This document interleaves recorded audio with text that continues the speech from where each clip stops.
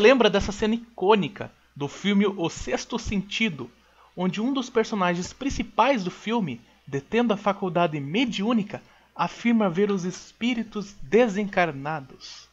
No livro dos Médiuns, encontramos a seguinte definição de mediunidade por Allan Kardec. Todo aquele que sente, num grau qualquer, a influência dos espíritos é, por esse fato, médium.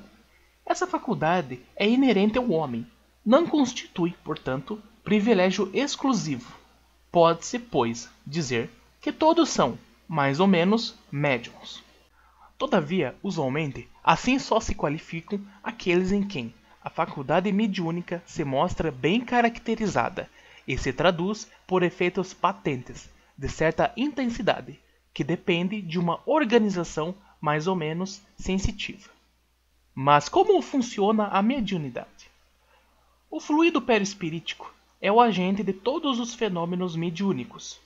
Estes se produzem pela ação recíproca dos fluidos que emitem o médium e o espírito. As relações entre os espíritos e os médiuns se estabelecem por meio dos seus respectivos perispíritos, dependendo da facilidade dessas relações, do grau e de afinidade existente entre os dois fluidos. Alguns há que se combinam facilmente, enquanto outros se repelem, donde se segue que não basta ser médium para que uma pessoa se comunique indistintamente com todos os espíritos. Há médiuns que só com certos espíritos podem comunicar-se, ou com espíritos de certas categorias, e outros que não o podem a não ser pela transmissão do pensamento, sem qualquer manifestação exterior. Combinando os fluidos perispiríticos, os espíritos não só transmitem aos médiuns seus pensamentos, como também chegam a exercer sobre eles uma influência física.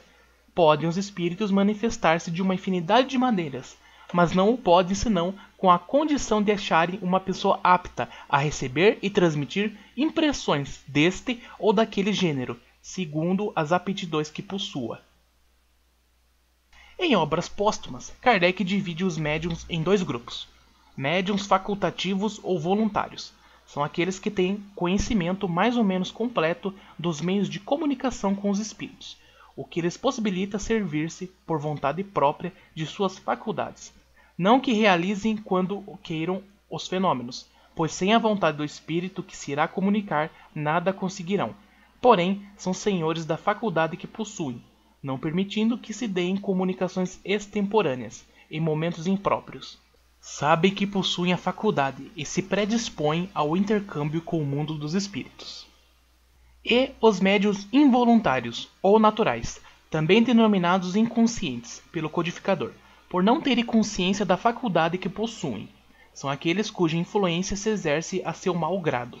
Existem entre as pessoas que nenhuma ideia fazem do espiritismo, e nem dos espíritos, até mesmo entre as mais incrédulas, e que servem de instrumento, sem o saberem e sem o quererem. Muitas vezes, o que de anormal se passa em torno deles não se lhe afigura de modo algum extraordinário. Os fenômenos espíritas de todos os gêneros podem operar-se por influências destes últimos, que sempre existiram, em todas as épocas e no seio de todos os povos. A ignorância e a credulidade lhes atribuíram um poder sobrenatural e, conforme a época e o lugar, fizeram deles santos, feiticeiros, loucos ou visionários. O Espiritismo mostra que com eles apenas se dá a manifestação espontânea de uma faculdade natural.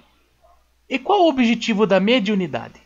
No Evangelho segundo o Espiritismo, Allan Kardec comenta que os médiuns atuais receberam de Deus um dom gratuito, o de serem intérpretes dos espíritos, para a instrução dos homens, para lhes mostrarem o caminho do bem e conduzi-los à fé. Para isso é de extrema importância o estudo sério na compreensão dessa faculdade e do intercâmbio entre o mundo espiritual, aliada sempre aos ensinos de Jesus Cristo. O Espírito de verdade já nos ensinava: espíritas, amai-vos e instruí-vos. Se gostou do vídeo, deixe seu like e compartilhe nas redes sociais. Um grande abraço a todos e até a próxima!